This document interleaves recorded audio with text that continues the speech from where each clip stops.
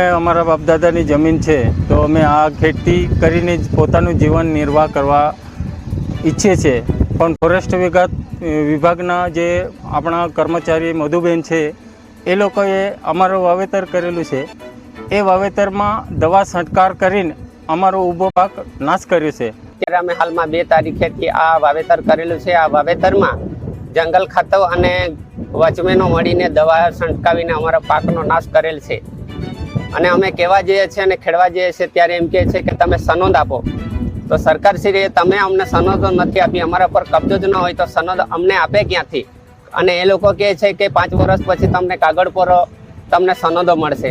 તો કાગળ પર સનદ મળતી હોય એવું હોય તો અમે કબજો કરવા કરતા, અને કબજો કરીએ છીએ ત્યારે જંગલ ખાતા અમને કબજો કરવા દેતા નથી અને હેરાનગતિઓ કરે છે અને ખેડૂતોને ધમકાવે છે. અમારો જો પેન્ડિંગ પ્રશ્ન છે, રજૂઆત માટે અમે ગયા હતા ગાંધીનગર, કોઈ પાર્ટીના અમારા આગેવાન લઈને ગયા, પણ કોઈ બીજા જવાબદાર મીટિંગ એવી થઈ જ નથી.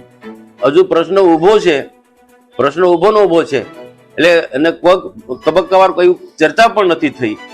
છતાં પણ આ રીતના કોઈકનો કોઈ કારણ કોને સમજાતો નથી કે આ પ્રશ્ન કેટલાક લોકો હાથે કરીને આ પ્રશ્નને ગૂંચવા માંગે છે.